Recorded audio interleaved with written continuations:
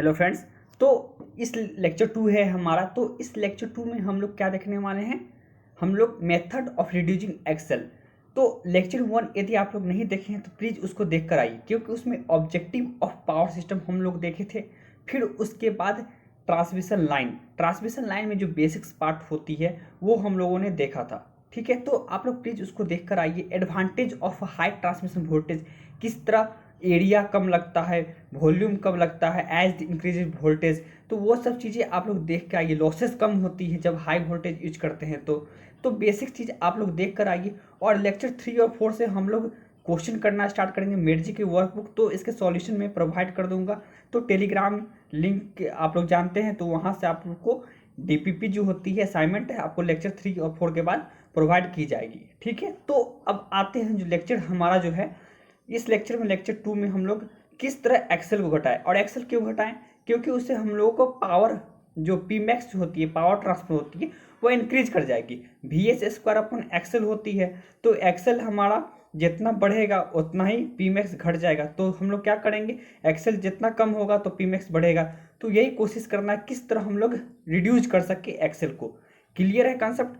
तो रिड्यूस करने का बहुत तरीका है। डबल सर्किट यूज कर सकते हैं हम लोग, डबल लाइन। फिर उसके बाद हम लोग बंडल कंडक्टर का यूज करते हैं, सीरीज कैपेसिटर का यूज करते हैं। तो ये सब चीज़ों का यूज कर कर हम लोग एक्सेल को घटाते हैं। तो किस तरह घटाते हैं तो वो चलते हैं। फिर उसके बाद हम लोग वोल्टेज रेगुलेशन और क्यू और वी का रिलेशन देखने वाले हैं। ठीक है, तो न्यूमेरिकल पार्ट जो स्टार्ट हो जाएगा हमारा पावर फैक्टर सिस्टम से स्टार्ट हो जाएगा। तो स्टार्ट करते फिर 3 फेज पावर भी हम लोग पढ़ेंगे, फिर वहाँ से भी हमारा न्यूमेरिकल पार्ट जो है स्टार्ट हो जाएगा। तो अभी हम लोग बेसिक्स देख रहे हैं, लेक्चर 2 लेक्चर 3 बेसिक्स। लेक्चर 3 से इंपॉर्टेंट पार्ट आ जाएगा। ठीक है, तो देखिए, तो सबसे पहले जो है हम लोग यूज करते हैं पैरेलल लाइन, जिसको डबल लाइन भी कहते हैं। तो इससे कैसे घटेगा हमारा ये क्या कहते हैं एक्सेल। ये देखिए, सबसे पहले जो है हमारा पी मैक्स जो होता है V S square upon XL होता है। मान लीजिए कि हम लोग एक्सेल 1 एक्सेल 2 ले लेते हैं, तो उसको पैरेलल जब लेंगे तो उसका ओवरऑल वैल्यू जो है हमारी घट जाएगी। ठीक है, ये जब घट जाएगी तो पी मैक्स जो होता है इन्वर्सली प्रोपोर्शनल है, तो डायरेक्टली हमारी बढ़ जाएगी। ठीक है, समझ गए। बिल्कुल सिंपल सी बात है, नॉर्मल कैलकुलेशन है, हम कोई भी वैल्यू लेकर भी चेक कर सकते हैं। क्लियर है। अब हम लोग चलते हैं, अब देखते हैं बाय यूजिंग सीरीज कैपेसिटर का यूज करके किस तरह हम लोग एक्सेल को घटा सकते हैं। देखिए, पहले 2 केस लेते हैं। देखिए, एक केस हो गया हमारा विदाउट सीरीज कैपेसिटर, एक हो गया हमारा सीरीज कैपेसिटर। पहला वाला केस देखिए जिसमें हम लोगों ने कुछ नहीं लगाया, केवल हमारा रिएक्टेंस है। दूसरा वाला केस है जिसमें हम लोग एक कैपेसिटर लगा दिए हैं। ठीक है, देखिए, तो पहले वाले केस में देखिए सेंडिंग वोल्टेज एक 1 दोनों का हम लोग ले लिए। ठीक है, फिर दूसरा वाला केस में भी 1 ले लिए, वी एस और वी आर का वैल्यू 1 ले लिए। क्लियर है। अब देखिए, जो सिंपल सा फॉर्मूला होता है हमारा एक्सेल का वैल्यू भी 1 लिए एग्जाम्पल के तौर पर समझने के लिए। तो पी ए मैक्स का फॉर्मूला होता है V S into V R upon XL. Sine delta maximum के केस में ले रहे हैं साइन 90। ठीक है, साइन 90 1 होता है। क्लियर है। अब देखिए, पी मैक्स जो होता है हमारा 1 का स्क्वायर 1 हो गया, ये 1 पी मैक्स इस केस में 1 है। ठीक है, अब मान लीजिए यहाँ पे हम लोग ये लगा दिए हैं सीरीज कैपेसिटर, इसका वैल्यू जो होता है 0.5 हम लोग एक ले लिए हैं। ठीक है, तो 0.5 कुछ भी होगा माइनस में होगा, तो माइनस में होगा, ये J1 में होता है। ठीक है, J ओमेगा एल एक्सेल हम लोग जानते हैं इसको किस तरह नोटेट करते हैं। ठीक है, एसी में हम लोग पढ़ते हैं नेटवर्क थ्योरी में। फिर उसके बाद देखिए, इसको माइनस जे एक्स हो गया, तो ये जो भी वैल्यू आएगी इससे माइनस हो जाएगी, तो माइनस हो जाएगी तो 1/0.5 का स्क्वायर करेंगे तो ये 2 हो जाएगी। क्लियर है। तो सीरीज कैपेसिटर लगाने से हमारी पी मैक्स की वैल्यू जो है इंक्रीज कर जाती है। अब हम लोग देखेंगे बंडल कंडक्टर का यूज करके किस तरह हमारा जो है पी मैक्स इंक्रीज करता है और रिएक्टेंस को रिड्यूस करते हैं। ठीक है, ये देखिए, ये हमारा बंडल कंडक्टर है। बंडल कंडक्टर को अच्छे से पढ़ेंगे। ये जो फॉर्मूला जो लिखा हुआ है L A equal to L B 2 × 10⁻⁷ ln d upon 0.7788 into R henry per metre. इसका डेरिवेशन परफॉर्मेंस पैरामीटर्स ऑफ जो होता है ये परफॉर्मेंस ऑफ ट्रांसमिशन लाइन में हम लोग देखेंगे, और पैरामीटर्स ऑफ ट्रांसमिशन लाइन में हम लोग ABCD पैरामीटर जो होता है शॉर्ट मीडियम वो देखेंगे, ठीक है। और परफॉर्मेंस में हम लोग देखेंगे ये क्या कहते हैं इंडक्टर कैपेसिटर। तो उस केस में, उस सिचुएशन में हम लोग ये फॉर्मूला देखेंगे और किस तरह हम लोग इसको एम्पेयर सर्किट लगा के इसको डेरिवेशन करते हैं, ये चीज़ें हम लोग देखने वाले हैं, ठीक है। तो अभी केवल सिंपल ये फॉर्मूला आप लोग याद कर लीजिए कि ये होता है। इसके मदद से हम लोग देखते हैं किस तरह बाय यूजिंग बटन कंडक्टर हम लोग इसको एक्सेल को डिक्रीज करेंगे, पीमैक्स को इंक्रीज करेंगे। देखिए LA इक्वल टू LB, मान लीजिए कि ये 2 वायर है, ठीक है, 2 वायर आपका दिया हुआ है, ठीक है, 2 वायर दिया हुआ है। उसमें जो है आपका ये हमारा कोरोना है। कोरोना क्या होता है? कोरोना मतलब कि आइसोलेट कर देता है जो आसपास में रहता है, ठीक है, जिससे ब्लू लाइट रे निकलती है। अब देखिए इसका जो रेडियस है R है, दोनों का बीच का डिस्टेंस D है, सिंपल सा फॉर्मूला है। एक्सेल इक्वल टू 2πfL होता है, ठीक है। जब L डिक्रीज करेगा तो एक्सेल भी डिक्रीज करेगा, ठीक है। तो L जो होता है L डिक्रीज करेगा तो D भी डिक्रीज करेगा। देखिए L और D डायरेक्टली प्रोपोर्शनल है।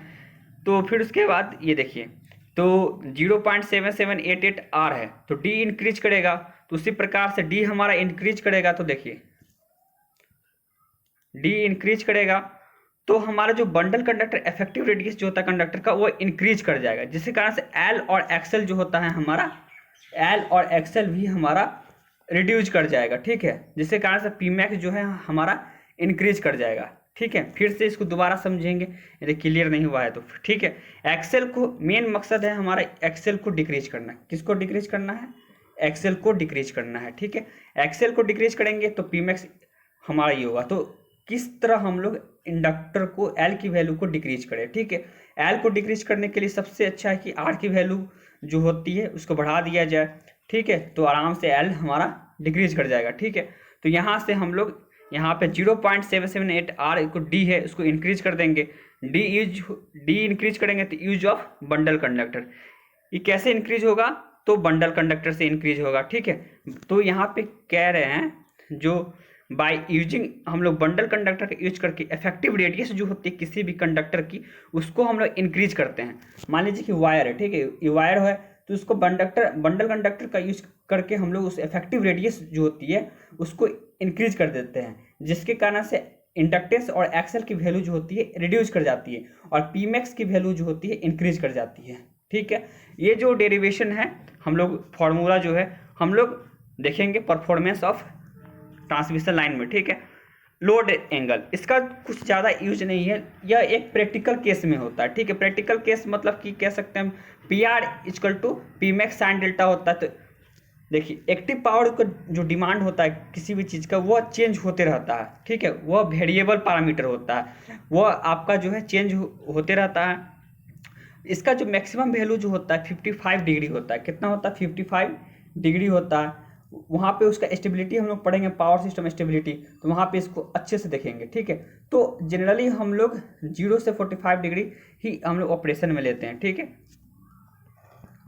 देखिए ये जो होता है हमारा स्टेबिलिटी जो 90 डिग्री हुआ डेल की वैल्यू और 55 डिग्री जो मैक्सिमम होती है स्टेबल केस में, और ये हमारा अनस्टेबल का केस है इस साइड। तो पावर सिस्टम स्टेबिलिटी पढ़ेंगे तो ये समझेंगे, ये प्रैक्टिकल केस है, ठीक है। डेल का क्या यूज होता है फॉर्मूला में, ठीक है। अब हम लोग देखेंगे वोल्टेज रेगुलेशन। वोल्टेज रेगुलेशन जो होता है ट्रांसमिशन लाइन का 0 होना चाहिए या बहुत कम होना चाहिए, लेकिन प्रैक्टिकल केस में ऐसा नहीं होता। प्रैक्टिकल केस में जो होता है वोल्टेज रेगुलेशन का वैल्यू कुछ ना कुछ होता है, कभी इसको हम लोग 0 नहीं कर सकते। आइडियल केस में 0 होना बहुत ही जरूरी है। वोल्टेज रेगुलेशन मतलब क्या, जैसे कि 2 प्लग है, दोनों का वोल्टेज जो 0 होना चाहिए, ठीक है, लेकिन ऐसा होता नहीं है। Voltage regulation VS minus VR upon VR, तो VS इक्वल टू VR, तो ऐसा कभी होता नहीं है, ठीक है। तो अब बात आती है कि वोल्टेज रेगुलेशन जो होता है ट्रांसमिशन का 0 हो या मिनिमम हो, ठीक है। तो वोल्टेज रेगुलेशन क्या होता है? तो VS minus VR upon VR, मतलब sending voltage minus receiving voltage upon receiving voltage into 100, ठीक है। जब VS इक्वल टू VR हो जाए तब तो हमारा 0 हो जाता है, लेकिन VS इक्वल टू VR हमारा कभी होता नहीं है ड्यू टू डिस्ट्रीब्यूटेड नेटवर्क हम लोग पढ़ रहे हैं। ये लंप्ड नेटवर्क नहीं, नेटवर्क थ्योरी का पहले लेक्चर 1 में हम लोग डिस्कस कर चुके हैं, ठीक है। तो अब हम लोग लेक्चर 1 में इंपॉर्टेंस ऑफ रिएक्टिव पावर देखेंगे, ठीक है। तो इंपॉर्टेंस ऑफ रिएक्टिव पावर देखने वाले हैं लेक्चर 3 में।